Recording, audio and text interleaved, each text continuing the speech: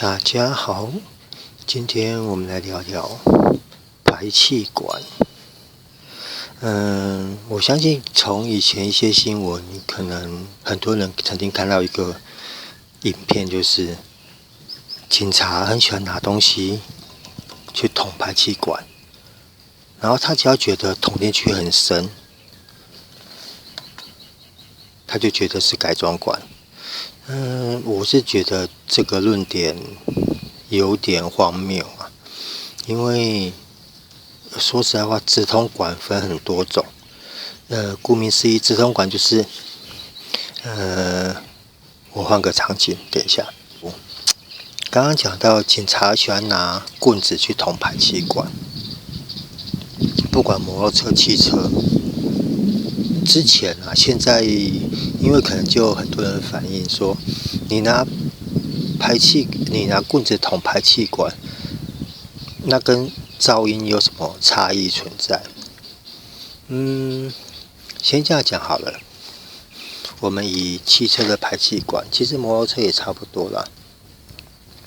所谓的直通管，它基本的定义就是，你从尾端，你可以一直看到最前面那一边，就等于是它从头到尾是一直都是通的。那个的话，那个就叫做直通管。它也是有消音棉，但是它变成说，你从中段过来以后，它是直接通往尾段，消音棉处理的功用就会比较小。那像这一支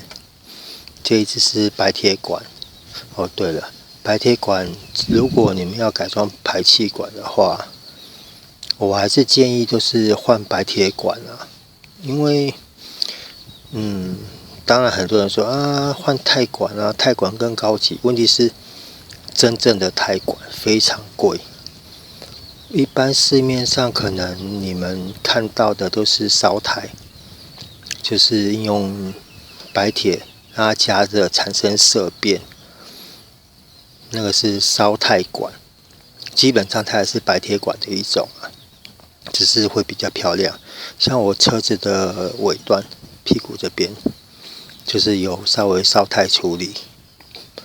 那讲到如果你们要换排气管的话，白铁管是不错的选择。第一，它比较不会生锈。基本上原厂管都是我们讲的黑铁管。黑铁管的声音如果好的话，好的黑铁管，它声音会比较低沉，因为金属特性啊。然后白铁管多半都比较属于可能清脆的声音，它也会低沉，但是那种低沉跟黑铁管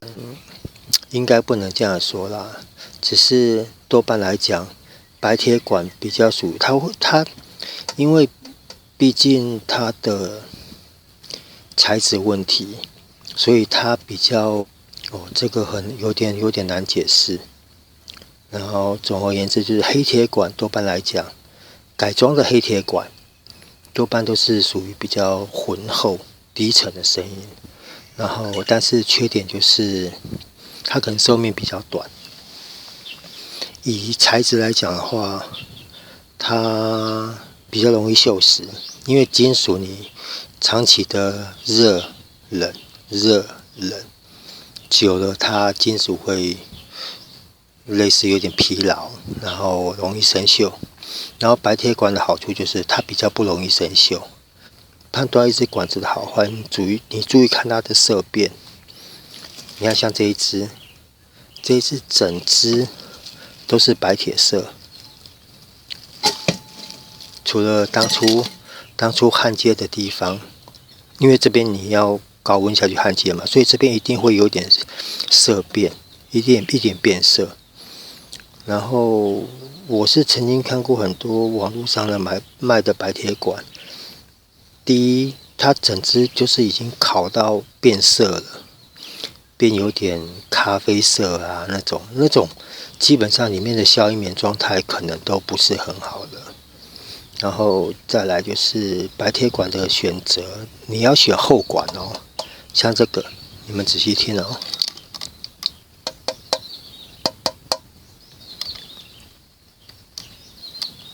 我不知道你们有没有听得清楚。像这种就是厚管。一般来讲，厚管的声音也会比较浑厚。然后，如果是薄管的话，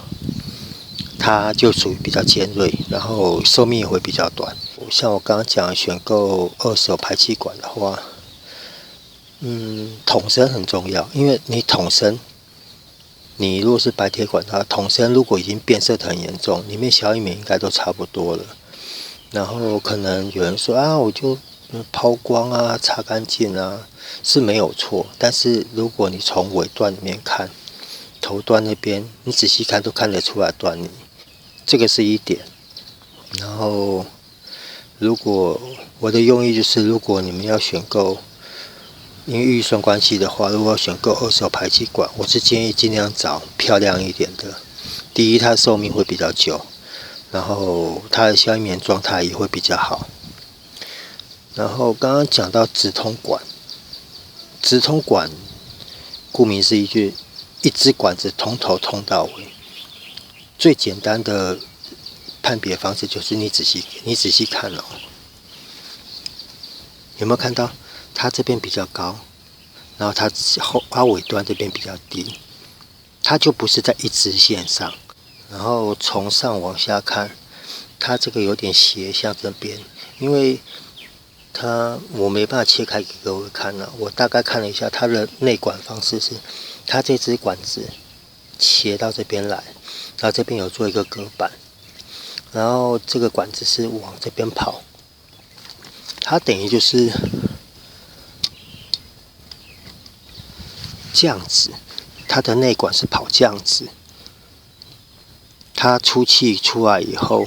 这边有消音棉，先经过消音棉的一次消音以后，它会再弹，往回弹，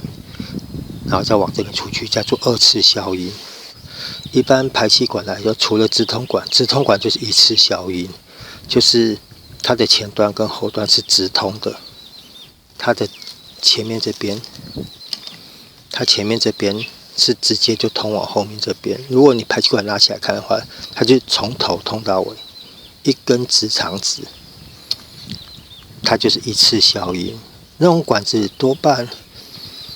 也不能说直通管一定吵，其实取决于排气管吵不吵。一个很重大的原因就是中段有中消，有一个消音包，其实那个消音包它负起的作用是最大。很多人改就是譬如说把带触媒拿掉，然后把消音包拿掉，那种管子，除非你是装这种非直通管，它才会比较小声。可能很多人知道现在都会改阀门，它多半都是在这一边，在这一边接在这一段，中段之后接在这一段。其实车辆来讲，你不能让它排气太顺。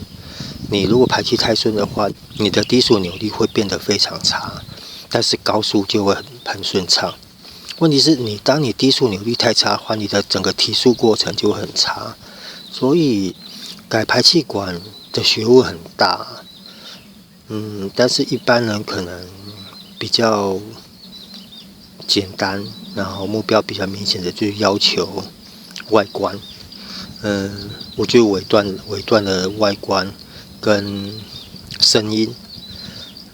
像前一阵子，现在应该到处都有啦，就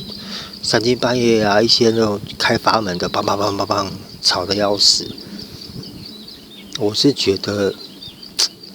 玩车为什么？其实我有一次在外面买便当，就刚好一台那个宾士的开阀门，梆梆梆吵得要死。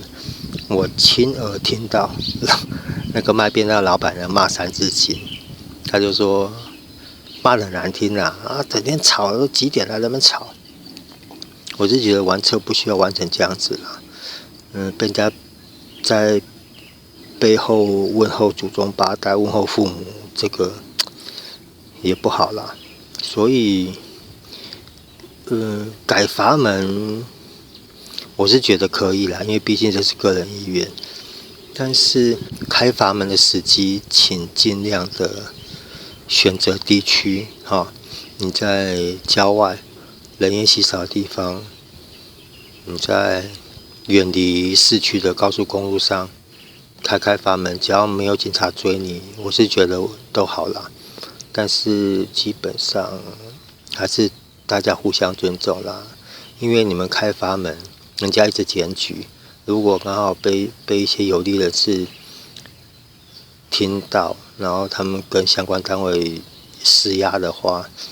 抓排气管，我相信一定会抓不胜抓啊。因为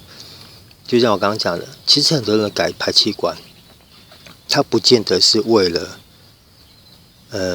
性能，它有一部分可能是因为寿命的问题。就像我刚刚讲，改白铁管，它寿命会比较长，它有可能甚至改一支白铁管，你可能如果不常超车的话，因为其实排气管最主要的寿命因素就是里面的消音棉。如果里面消音棉挂掉变空管的话，那个都会比较吵，然后共鸣声会很严重。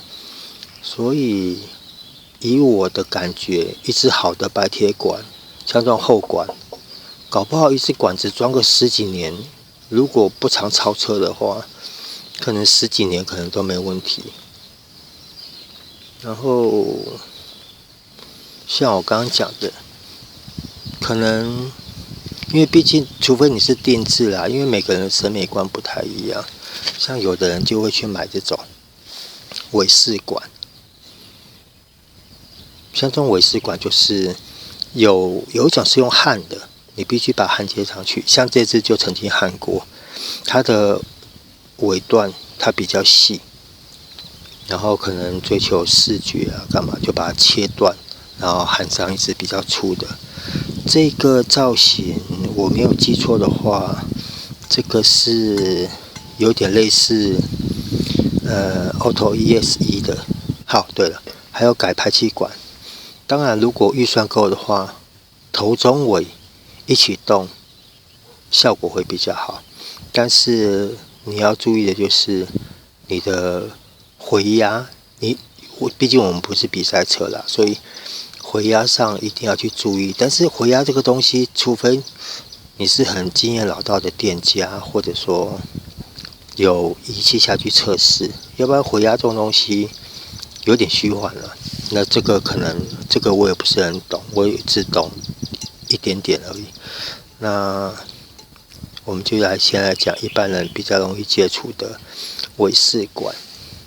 像我刚刚讲嘛，这支有换，如果他不焊这支管子的话，他可能装个尾式管，就装这样子，原厂的尾管塞进去，然后把它夹紧。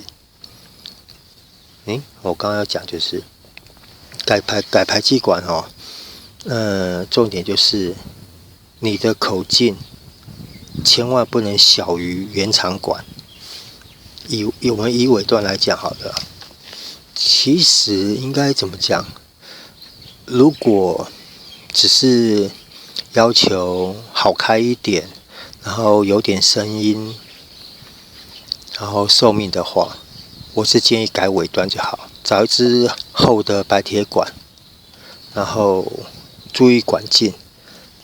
这边千万不要小于原厂管。我的意思就是你要换上去，你要选购的管子这一边一定要比你原厂的粗，但是不要粗太多了，就是比原厂的粗一点就好。内径讲回来尾式管，其实尾式管它很单纯，它就只是个外观而已。改这个不会造成任何的性能提升，或者说声音改变。可能有啦，有一种它就是它这边里面可能有一些类似挡片的东西。甚至我曾经看过有厂家出过一种，就是但是它不是每个孔都有譬如说你是双出的话，它肯定有一支，它这边会有阀门。像现在很多像 BMW 上的很多高级车都有，它就是它低速的时候它会关闭，就增加排气管的回压，你的低速扭力会比较好。但是在高速的时候它就会打开，然后要求排气的顺畅。这个就是为什么很多人改排气管改到最后会很吵的原因，就是他们可能只要求尾速，因为说实在话尾速是最好的标识啦，因为你尾速如果拉得够快的话，你的感觉会最明显。然后可能低速扭力的话，因为现在都是电脑车，你低速扭力如果比较差一点的话，它可能会自己修正去补油，所以可能你如果流失掉的低速扭力不是很大的话，一般可能感觉不会很明显。那尾式管的话，基本上尾式管就是寻求一个外观而已啦，像这个就是烧胎，看得出来吗？这是 HKS 的，这个就是烧胎。然后你看它的尾段，我这边掉一个，它如果锁到最后的话，它的原厂的内径，它适合管的内径就这么粗了。所以基本上排气管就是分原厂管，然后它的材质是铁，然后改装管有分铁的跟白铁管，然后白铁管又有分厚的跟薄的。其实如果比较有良心的厂家，他都会用厚管。其实你听哦，有的厂家这边会用厚的白铁，但是这边会改薄的白铁，都有，因为毕竟成本的问题。但是这边如果改薄的白铁的话，你这支尾段很有可能会因为车震动晃动，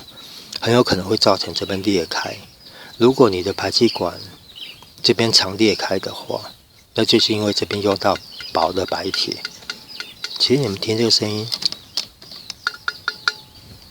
这个就是厚的白铁管。毕竟一分钱一分货啦。然后我是觉得尾段这个东西是蛮值得投资的改装品，尤其白铁管。第一，它寿命长，然后声音有点声音啊，开起来会比较热血。你只要不要去，你只要中段消音包，中段的触媒消音包不要摘除的话，多半选一支白铁管，多半都会带来一些听觉上的享受啦，就是它会有一点声音给你，然后可能你在高速行驶的话会觉得比较顺。再来更高级的就是什么钛管啊那些，但是说实在话，整支全钛的我还真的没看过，因为说实在话，真正的钛非常贵，钛金属非常贵，多半都是烧钛啦。然后这个可能就是题外话了，因为可不是一般人会去碰触的领域。然后就像我常讲，我的频道主要就是介绍大家最有机会去碰到的问题。所以